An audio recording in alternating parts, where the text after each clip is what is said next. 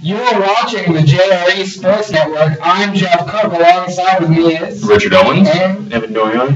We are, in our opinion, the #1 network for college projects. Well, according to us. Yeah, of course. We are #1.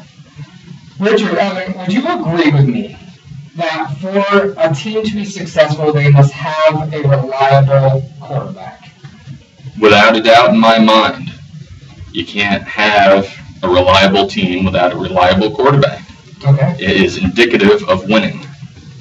Since the NFL now is so quarterback oriented, you definitely need a reliable quarterback on and off the field.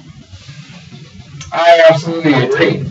Without a doubt. You need somebody who can also perform in clutch moments and who can get it done in the red zone and not just throw bombs, but also short passes as well and be able to point out any audible that is necessary. Also, what I think might be overlooked by many fans is be able to impact the team chemistry in a positive way. So if the coach is going to buy into you, then your players are going to need to buy into you as well as the leader. Richard, what do you think? I completely agree. Yeah. You need to have the confidence in your own ability as a quarterback, and that translates to your teammates having confidence in your abilities. Because if you're not confident in yourself, who is? Absolutely. That's great points, guys. What we want to talk about this TV show is we want to talk about success in the NFL, focusing on quarterbacks, especially Johnny Manziel, Tim Tebow, and Tom Brady. We wanted to see a little bit of success, a little bit of failure, and a little bit of struggles that we have right now. So let's talk about Johnny Manziel first. Evan, you were the one, that was your guy. Yep. Considered to be a reliable quarterback for any team, or no? That's a very good question right there. I mean, when you look at Manziel's college career, for his 2 years they played at Texas A&M, he had great seasons. Almost NFL-like numbers to most scouts. Basically, when it comes down to the only two franchises I can see in the foreseeable future. One, if he stays with the Cleveland Browns, if they re-sign him to say, okay, we're not going to give up on you for some reason. We're going to make sure you're, not doing anything stupid off the field. Right. And the other one is the Dallas Cowboys. Now, that is a disaster waiting to happen. Right Okay. there, if he goes to the Cowboys, because they are I see him as a dysfunctional team in so many You'd just ways. be adding more dysfunction to an already dysfunctional team. Because you have so many polarizing personalities, like Jerry Jones, for one, who, like we all know, he cares about publicity and all the headlines, making sure he's talked about. And Is he reliable? Is he, right now, with the Cleveland Browns, is Johnny Manziel, Richard, you can chime in if you want, is he a reliable quarterback for a team that needs to win? no. We don't have the sample size enough to say yes or no. Okay. He hasn't played that much. He's, 3 games? Three official starting games. 3 official starting games in 2 seasons. We don't know if he's reliable. Okay. So far, he's pretty unreliable off the field. But on the field, we can't say for certain. That's what do you think? I said no for this reason, because I think in today's day and age of the NFL, if you play poorly one game as a quarterback, that's just, it's like a first impression. You want to make a good first impression in the first game, no matter what, win or lose. If you had a good performance and people say, okay, I think I can take this guy, we can try to mold him as our franchise quarterback. Can I just add something to that? Absolutely. Go ahead. For first impressions, Brett Favre's first completion was to himself for -5 yards. That was Brett Favre's first completion in the league. In that game, I believe he threw for 4 interceptions. Wow. In his first game. And now we know where he's at. First impressions, in my opinion, with all due respect, doesn't matter. Okay. It doesn't translate to whether this quarterback's going to be something special, like Tom Brady, like Peyton Manning, or something horrible, like, I don't know, RG3. So what it depends on is how you do in the long run. For you. It's all about the player's mindset. Okay. As we said at the start of the show, confidence is key. I should probably say first impressions. Well, I agree with your point. What I probably should have said was, like, have a performance where you can build some momentum. Now, I agree. You use Brett Favre as an example. His first game in the NFL had 4 picks, and you said a negative 5-yard reception to himself. I mean, I don't know how that went down, but that's a long time ago. But it's pretty neat to watch. I'm sure it is. Yeah, probably on YouTube. We'll go find it. So, I mean, yeah, even if win or lose your first, few games, I should say, just try to build some momentum for yourself as a player and try to translate that onto the field. Okay. I got another question about it. Johnny Manziel was a great, right? Yep. Will he ever be able to show any real abilities in the NFL at all? We're going to see this weekend.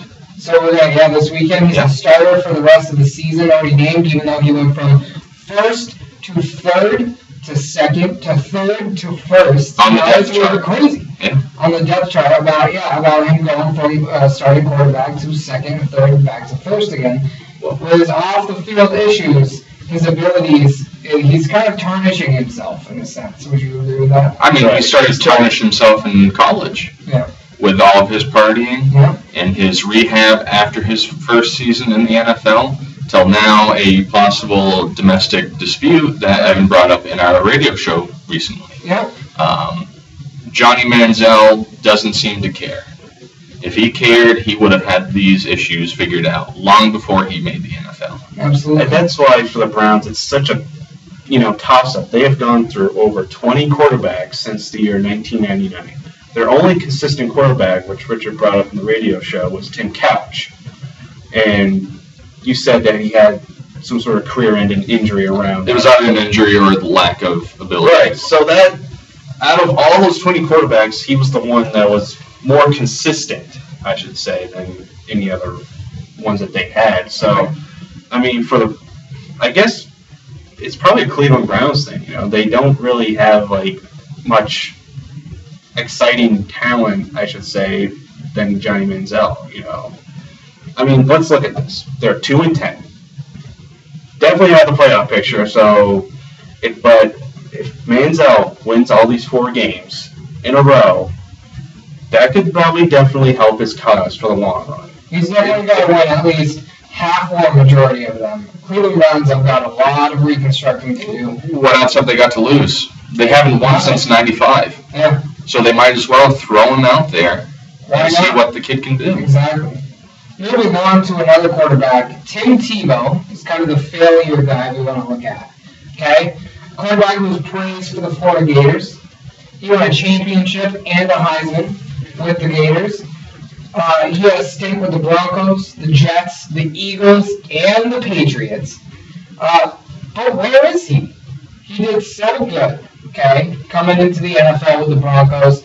For the first time coming in, he was benched the first year, okay? And then the second year, he's able to start. From there, he's able to bring the Broncos to the playoffs after getting the nickname Tebow time and all that because it was fourth quarter comebacks.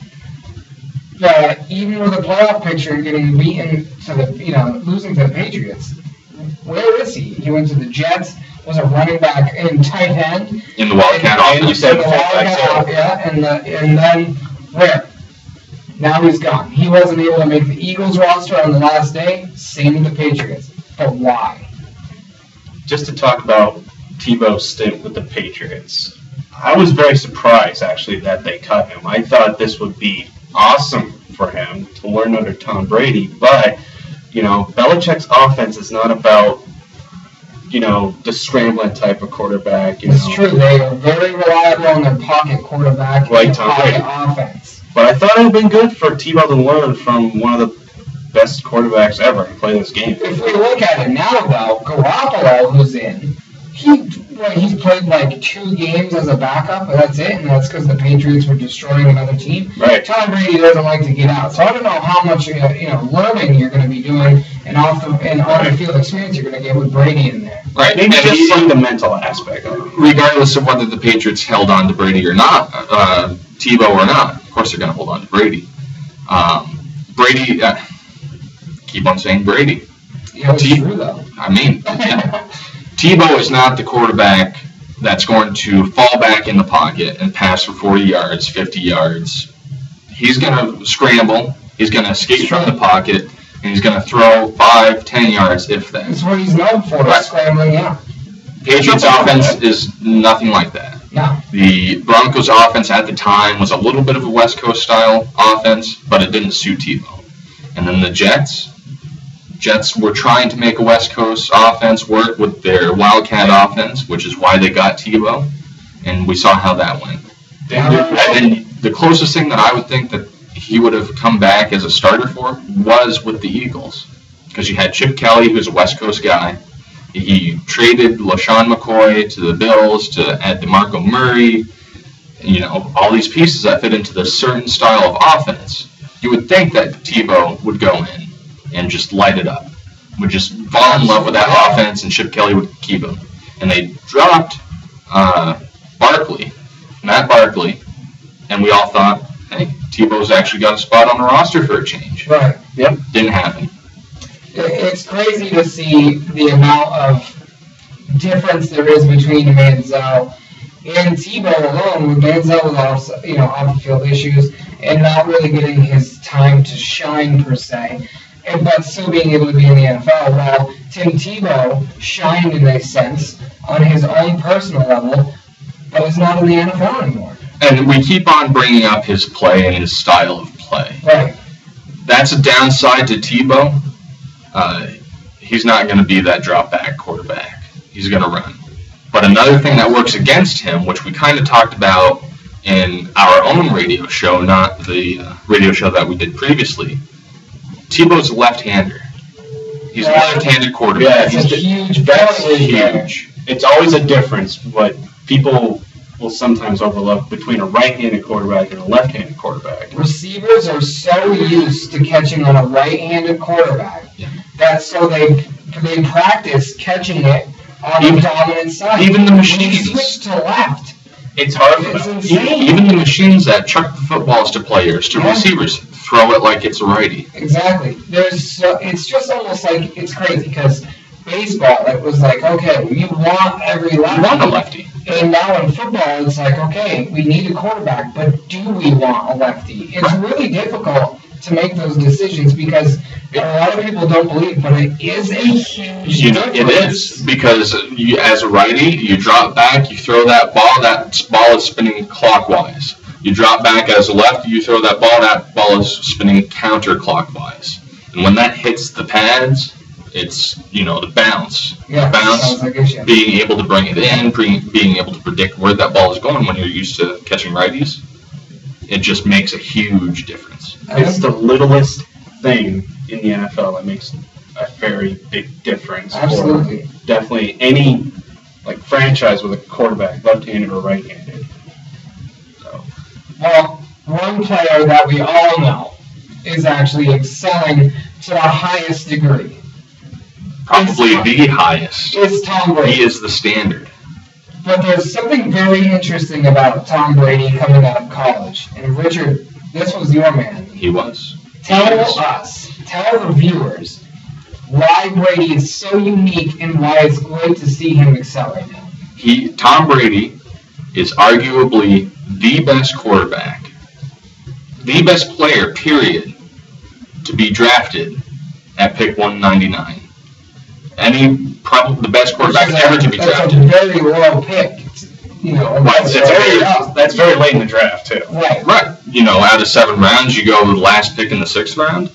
Yeah. Yeah, You only have at 32 that more point, picks. at that point, a lot of people would think, they're just getting that so they can trade or training camp, right? Right. Practice squad. Okay. Yeah, just filling up depth. So what happens? Well, Go ahead. Okay. Yeah. When you look at the Patriots at that point, they needed depth at quarterback.